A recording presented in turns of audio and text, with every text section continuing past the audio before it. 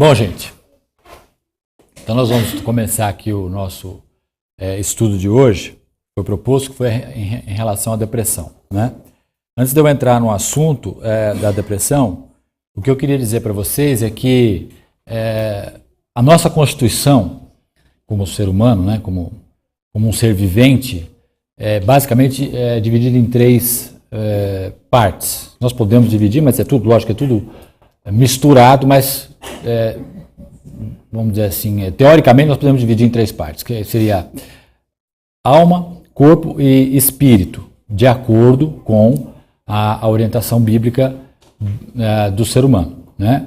E como nós somos três partes em um, nós temos áreas da nossa vida que podem ser tratadas pela medicina.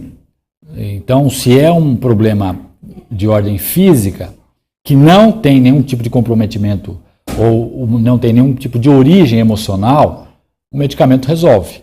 Por exemplo, uma gripe, né? A causa é viral, então se é viral você vai ter que passar aquele período de convalescência, tomando antitérmico, enfim, ficando em repouso, para que o tempo de hospedagem do vírus passe e aí você é curado, ok? Se for um envolvimento puro e simplesmente físico, a medicina consegue resolver, né? Lógico que tem as suas limitações, né? A gente está falando de doenças mais elementares e simples, mas a medicina consegue resolver. Só que nós não somos só corpo, né?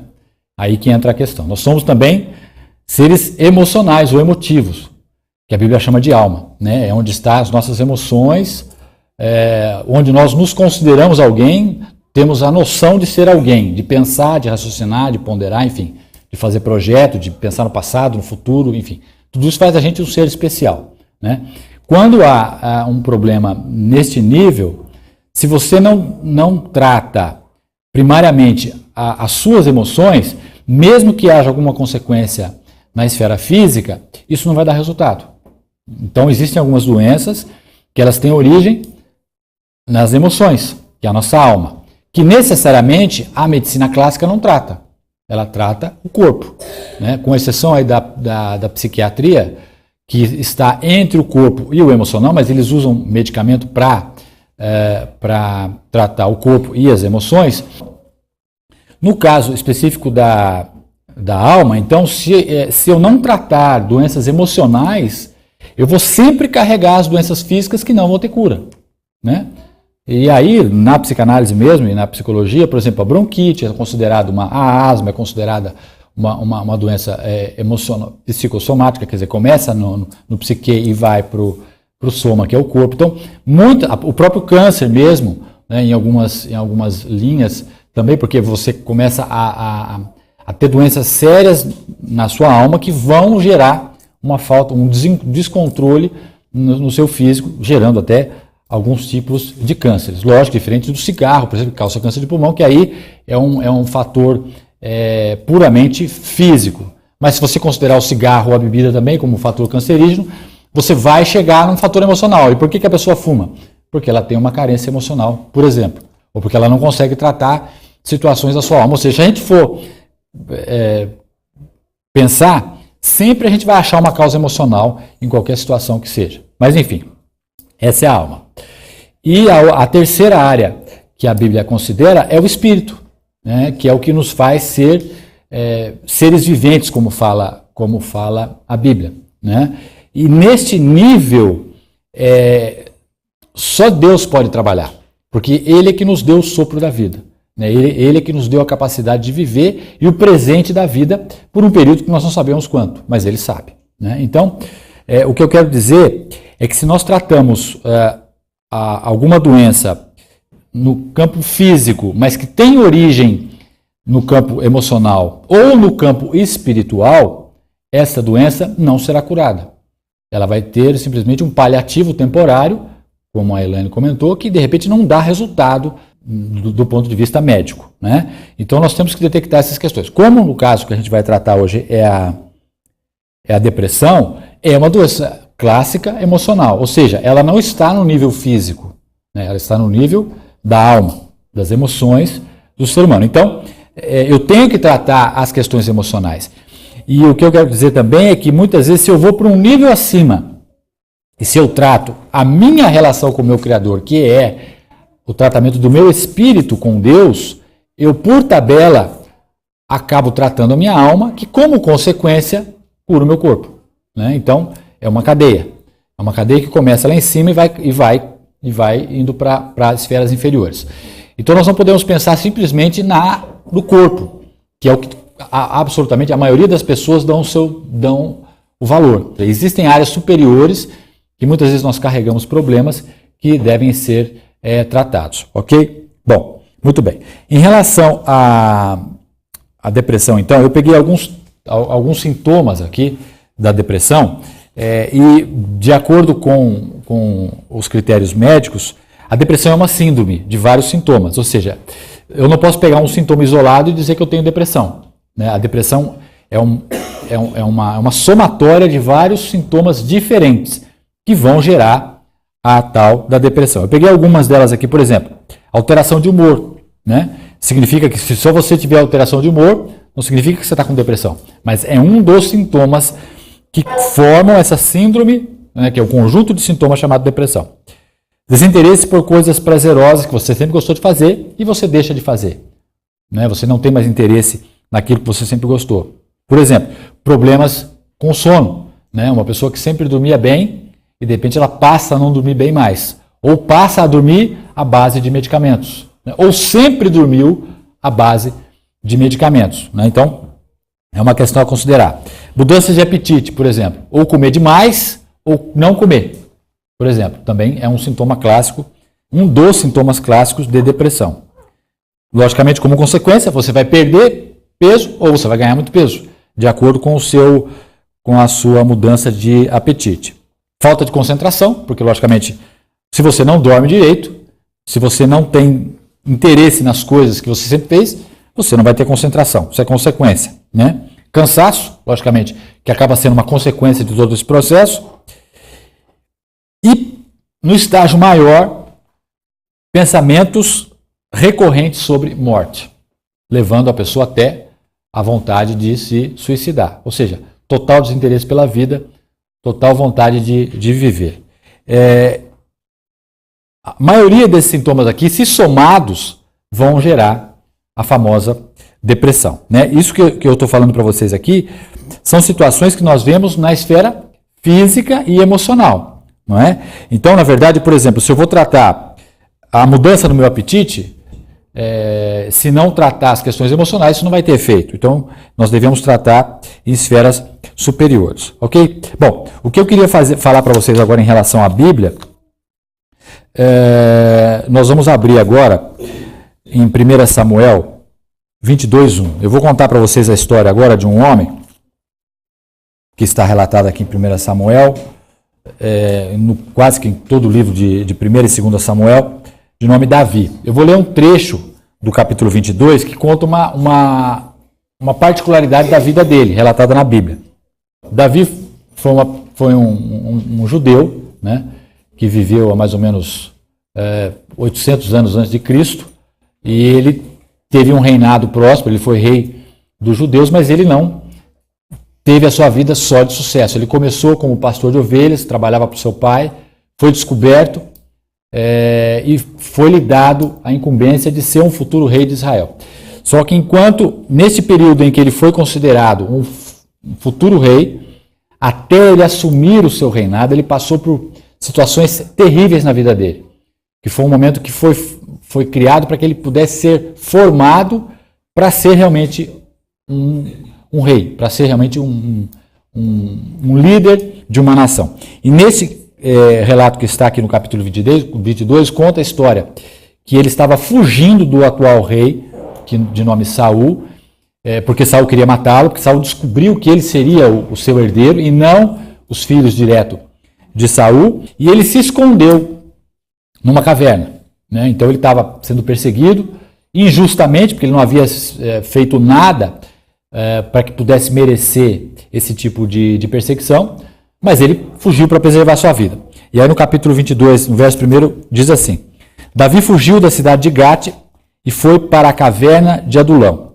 Quando seus irmãos e a família de seu pai souberam disso, foram até lá para encontrá-lo. Também juntaram-se a ele todos os que estavam em dificuldades, os endividados e os descontentes, e ele se tornou líderes deles. Havia cerca de 400 homens com ele. Muito bem. Quando ele estava nessa caverna, ele começou a formar o seu futuro exército, de pessoas também discriminadas, de pessoas perseguidas, de pessoas que estavam à margem da sociedade. E aqui, que não é o assunto do nosso estudo de hoje, a gente vê o perfil de um líder. Ele conseguiu fazer de pessoas que não tinham valor, pessoas que seriam os futuros oficiais do seu exército. Só que nesta caverna, que ele ficou escondido, ele escreveu 2 salmos. Né? Davi escreveu muitos salmos, que está no livro da Bíblia, também no livro de Salmos, e ali a gente consegue entender um pouco. Davi era um poeta, ele era músico e era também poeta, além de um excelente guerreiro, e a gente consegue entender um pouco a alma deste homem, naquela situação. Né? Como ele percebia aquela situação, como é que era a sensação dele em relação a tudo aquilo que acontecia em sua volta. Então agora a gente vai para o Salmo 142, que vai mostrar para a gente como é que estava a alma deste homem, por causa dessa situação que ele encontrava. Aqui nós vamos começar a entender um pouco melhor o que é o sintoma, ou o que são os sintomas da depressão. Né? Lógico que a Bíblia não tem esse termo, que é um termo moderno. E nós também não podemos afirmar também que Davi estava em depressão, mas ele estava angustiado. Né? E a angústia é uma situação muito terrível, ou seja, a pessoa não consegue sair da angústia. Ela fica numa situação de extrema até, de falta de ar, por causa de tanta angústia que a pessoa acaba tendo.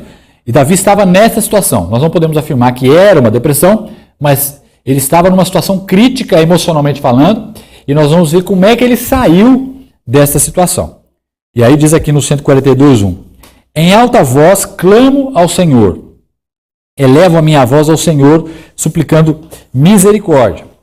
Derramo diante dele o meu lamento, e a ele apresento a minha angústia. Quando o meu espírito desanima, és tu quem conhece o caminho que devo seguir. Na vereda por onde ando, escondem uma armadilha contra mim. Olha para a minha direita e vê, ninguém se preocupa comigo. Não tenho abrigo seguro, ninguém se importa com a minha vida. Clamo a ti, Senhor, e digo, tu és o meu refúgio, és tudo o que tenho na terra dos viventes. Dá atenção ao meu clamor, pois estou muito abatido. Livra-me dos que me perseguem, pois são mais fortes do que eu. Liberta-me da prisão e renderei graças ao teu nome. Então os justos se reunirão à minha volta por causa da tua bondade para comigo. Muito bem. Aqui nós podemos pegar algumas referências em relação ao sentimento da alma de Davi. Ele começa dizendo, em alta voz clamo ao Senhor, elevo a minha voz ao Senhor suplicando misericórdia. No começo deste verso, deste poema, nós já começamos a entender que ele tinha uma relação com o Deus Criador. Ou seja, ele estava, no momento da oração, ele estava já fazendo uma comunicação com alguém que poderia agir no seu espírito. Ou seja, ele estava invocando a presença de alguém que era capaz de agir na esfera mais alta de um ser humano, que é o espírito. E aí depois ele começa a se derramar, ou seja, ele começa a expor a sua angústia, não para um psicólogo, que é necessário muitas vezes, ou para um psicanalista, mas ele expunha a sua situação para o próprio Deus Criador. Ou seja, em oração, ele jogava para fora a angústia da sua alma, a tristeza da sua alma. Ele expunha aquilo que estava dentro dele para Deus poder tratá-lo. Derramo diante dele, de quem? De Deus, o meu lamento. No 2 ele diz aqui, e a ele apresento a minha angústia. Então aqui a gente aprende uma coisa interessante, nós vamos ver um outro salmo dele, mas uma coisa interessante nesse estudo, queridos, nós temos um Deus Criador, e ele é que nos formou, e ele tem condições, e só ele tem condições de tratar a esfera mais alta do ser humano, que é o espírito. E esta relação, para nós, de nós, em relação a Deus, ela é totalmente livre, quando nós entendemos o papel de Jesus Cristo na nossa vida. Ou seja, nós temos livre acesso a Deus por meio de Jesus Cristo. Então, ele apresentou a angústia dele a Deus. E nós podemos fazer o mesmo. Nós temos liberdade de chegar para o nosso Pai, que é Deus, e conversar com Ele em nome de Jesus e expor toda a nossa situação, toda a nossa angústia de alma. É o que ele fez aqui. E aí ele começa a desabafar. Quando o meu espírito desanima, ele estava desanimado por causa da situação dele, és tu quem conhece o caminho que devo seguir. Ou seja, eu não sei para onde eu vou, eu estou desanimado, mas eu sei que o meu Senhor sabe aonde eu vou chegar. Ele tinha confiança, mesmo nesse momento de tristeza, que Deus tinha um projeto para ele. Ele ainda não sabia qual era, mas Deus tinha um projeto. Ou seja, mesmo na situação crítica dessa, ele não perdeu a esperança no dia de amanhã. Mesmo com o coração, com o espírito desanimado. E aí ele, mais uma vez, ele fala, na vereda por onde ando, esconderam uma armadilha contra mim. Né? Ou seja, tem um monte de arapuca, está todo mundo querendo me pegar. Ele dizendo para Deus, né? Deus, olha para a minha direita, vê se tem alguém que se preocupa comigo. Ninguém se preocupa comigo. Né? Ele desabafando com Deus. Não tenho abrigo seguro. Ninguém se importa com a minha vida. Veja, ele está desabafando, ele está falando com o nosso Criador. Né? É esta relação que é a situação principal quando nós lidamos com problemas espirituais ou, em outra esfera, emocionais. Né? E aí ele diz no 5, clamo a ti, Senhor, e digo, de novo, ele reafirma a posição de Deus em relação à vida dele. Tu és o meu refúgio. És tu o que tenho na terra dos viventes. No 6 ele diz, dá atenção ao meu clamor, pois estou muito abatido. Livra-me dos que me perseguem, pois são mais fortes do que eu. E no 7 ele diz, liberta-me da prisão. Veja que ele estava em dois sentidos nessa prisão. Ele estava numa caverna, e geralmente quem está no estado crítico de angústia ou de depressão, é como se ele tivesse enclausurado em algum lugar muito pequeno, escuro, né? E a pessoa se coloca naquela situação, naquela prisão, e ali ela fica. E aí ela passa dias, noites, muitas vezes, sem querer sair daquela situação. E ele diz para o seu Criador, liberta-me da prisão e renderei graças ao teu nome. Então aqui, queridos, a gente consegue entender um pouco como é que estava a alma deste homem. E como é que ele lidava com as situações problemáticas que a vida colocava na frente dele. Veja, em situações injustas. Ele não merecia estar sendo perseguido pelo rei e muito menos ser morto pelo rei.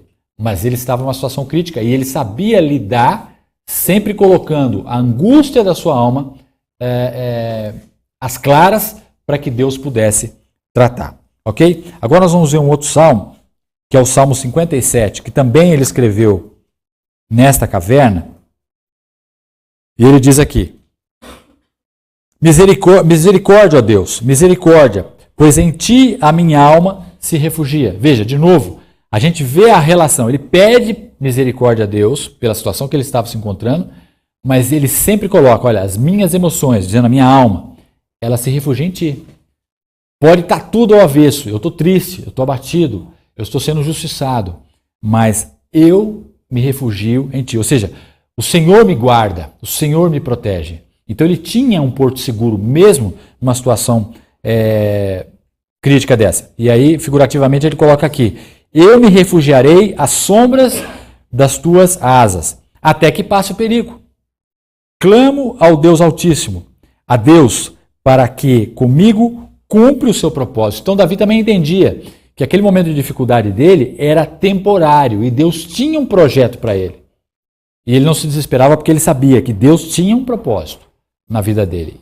E que o propósito dele não era morrer naquela caverna, mas era passar por ela. Era passar por aquele momento de angústia para que ele pudesse entender futuramente o que Deus tinha para a vida dele.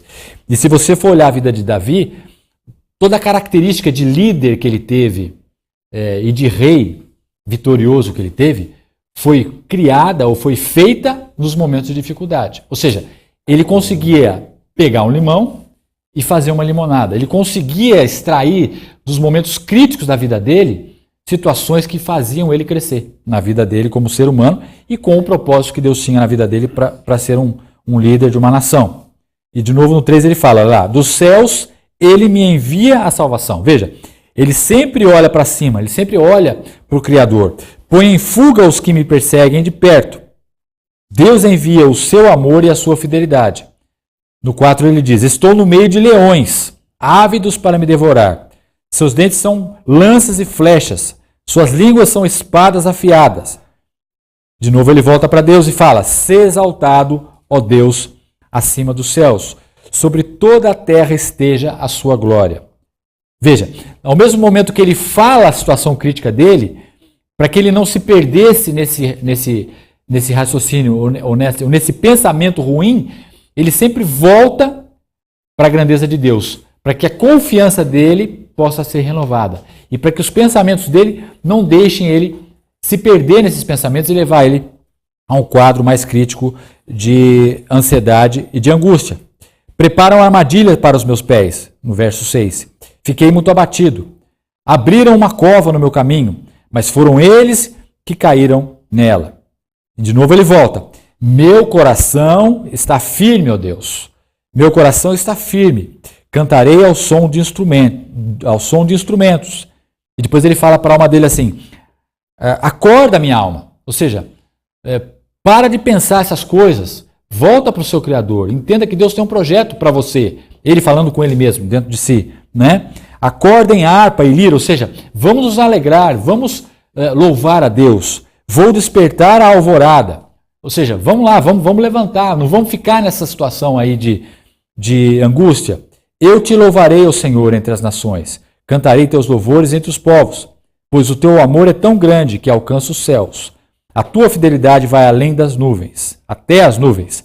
Sê exaltado, ó Deus, acima dos céus. Sobre toda a terra esteja a sua glória. Então, queridos, o que a gente percebe aqui nesses dois salmos? Que ao mesmo tempo que Davi expõe a sua angústia, ele não para de agradecer a Deus e de confiar em Deus por tudo aquilo que ele estava passando. De agradecer, não por aquilo que ele estava passando, mas de agradecer pelo cuidado de Deus, mesmo naquela situação crítica. Ele sabia que Deus estava cuidando dele ali, naquela caverna. E que aquela caverna não seria o final da linha dele. Ele tinha esperança que Deus tinha um propósito na vida dele. Como então a gente se recuperar dessa situação de depressão?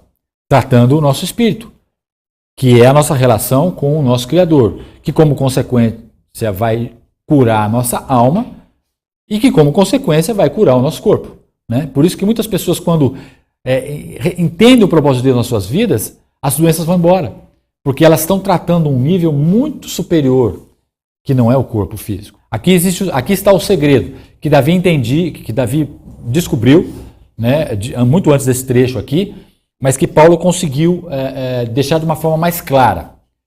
Romanos 12:2 diz assim: não se amoldem ao padrão deste mundo. E aqui está o segredo, ok?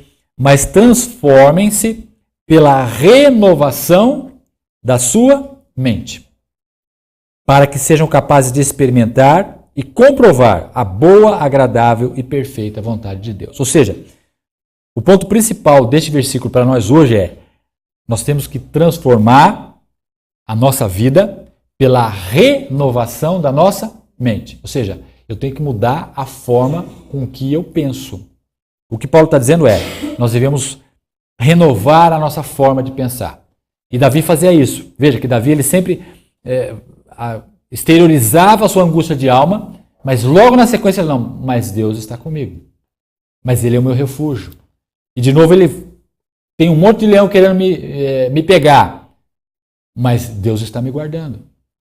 Ele é altíssimo. Ele é o Deus Todo-Poderoso. Então, ao mesmo tempo que a alma dele exteriorizava uma angústia, ele renovava a sua mente, trabalhando, fazendo a sua mente pensar na grandeza do seu Deus, na grandeza daquele que podia tirar ele daquela situação. E principalmente no final do versículo 2, que diz assim: para que nós possamos experimentar e comprovar a boa, agradável e perfeita vontade de Deus, que, em outras palavras, é o propósito que Davi escreveu lá no livro de Salmos.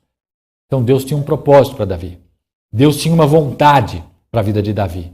E Davi sabia que a vontade de Deus para a vida dele era perfeita e agradável. Ou seja, era uma vontade boa. Não era uma vontade dele morrer naquela situação.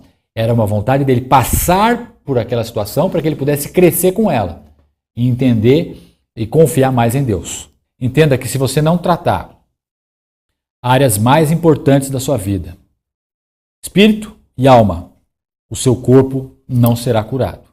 Entenda que nós temos 3 partes, e a parte que nós devemos tratar, e que você está tratando aqui essa noite, é o seu espírito, ou seja, você está se realiançando com Deus, você está entendendo que Deus tem um projeto para você.